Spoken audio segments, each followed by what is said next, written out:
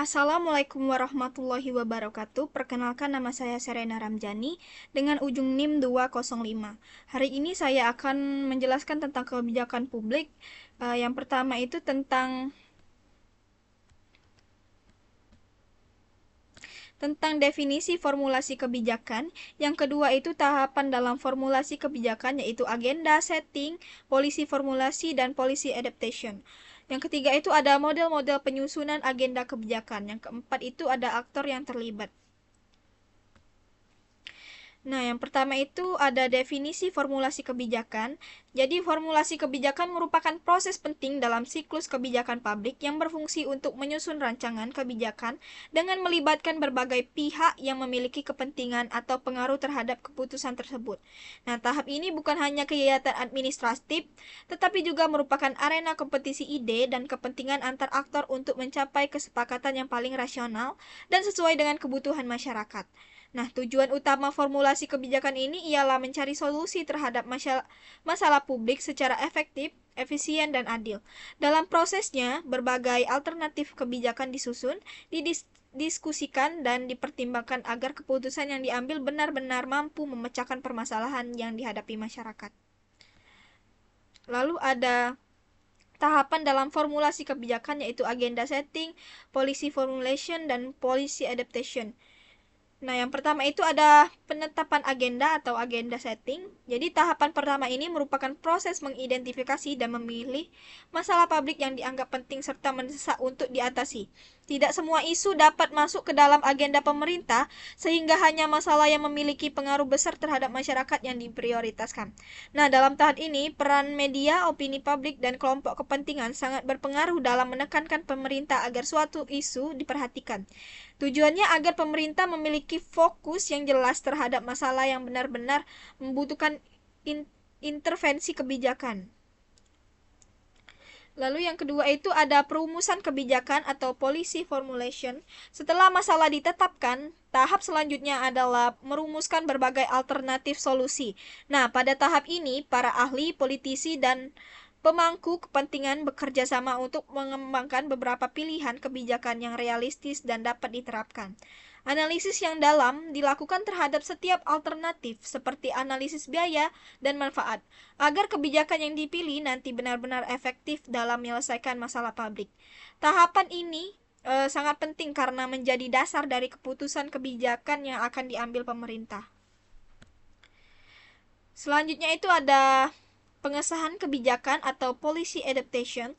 Tahapan ini merupakan proses pengambilan keputusan secara resmi untuk menentukan alternatif kebijakan mana yang akan dijalankan. Biasanya pengesahan ini dilakukan melalui mekanisme formal seperti sidang, rapat pemerintah, atau pemungutan suara di lembaga legislatif. Nah, dalam prosesnya, faktor politik, kepentingan pihak tertentu, serta dukungan masyarakat menjadi pertimbangan utama.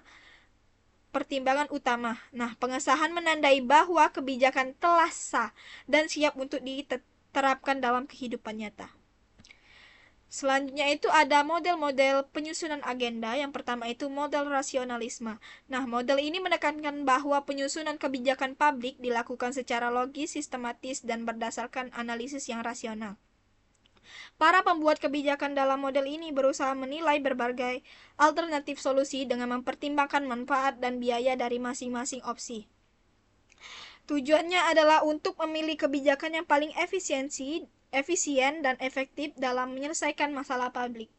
Nah, pendekatan ini mengasumsikan bahwa pengambilan keputusan memiliki informasi yang lengkap dan mampu berpikir secara objektif tanpa dipengaruhi oleh kepentingan politik atau emosi. Nah, dengan kata lain, model rasionalisme ini menggambarkan proses penyusunan kebijakan sebagai kegiatan yang didasarkan pada logika dan bukti empiris demi mencapai hasil terbaik.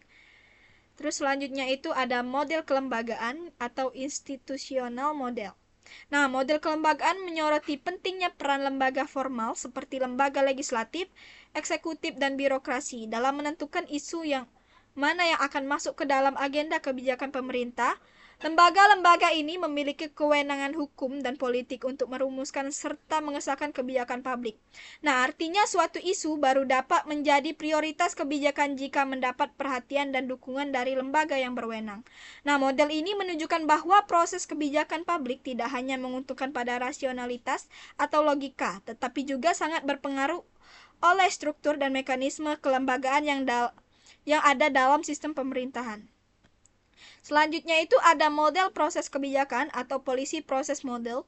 Nah, model ini memandang kebijakan publik sebagai suatu rangkaian kegiatan yang terstruktur dan berurutan, mulai dari tahap identifikasi masalah, penetapan agenda, perumusan kebijakan, pengesahan, pelaksanaan, hingga evaluasi. Dengan model ini, penyusunan kebijakan dianggap sebagai proses yang bersifat dinamis dan berkelanjutan, di mana setiap tahap saling berkaitan dan memengaruhi keberhasilan tahap berikutnya. Model proses kebijakan ini membantu memahami bahwa kebijakan publik bukan hasil keputusan sesaat, melainkan hasil dari serangkaian langkah yang sistematis dan melibatkan banyak aktor serta mekanisme koordinasi yang kompleks. Terus ada aktor yang terlibat. Yang pertama itu aktor pemerintah. Aktor pemerintah memiliki otoritas formal dan formulasi kebijakan.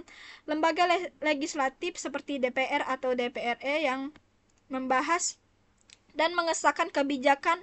Lembaga eksekutif seperti presiden, menteri, gubernur, bupati, atau wali kota merumuskan serta mengusulkan kebijakan, sedangkan birokrasi menyiapkan naskah akademik, draft, dan kajian teknis. Mereka menjadi penggerak utama dalam proses kebijakan publik. Terus yang kedua itu ada aktor non-pemerintah, yaitu aktor yang mencakup kelompok kepentingan seperti asosiasi profesi, serikat pekerja, organisasi bisnis, dan LSM yang memperjuangkan isu tertentu. Nah, media massa membentuk opini publik dan menekankan pemerintah, akademisi memberi masukan ilmiah berbasis riset. Sementara masyarakat sipil berpartisipasi melalui forum publik, konsultasi, dan petisi. Yang ketiga itu ada aktor internasional. Aktor internasional ini seperti Bank Dunia, IMF, dan PBB yang memengaruhi arah kebijakan melalui rekomendasi, bantuan teknis, dan kerjasama di bidang ekonomi, lingkungan, serta pembangunan. Mereka membantu, namun juga berpotensi menimbulkan ketergantungan terhadap kebijakan nasional. Nah, yang terakhir itu ada aktor politik.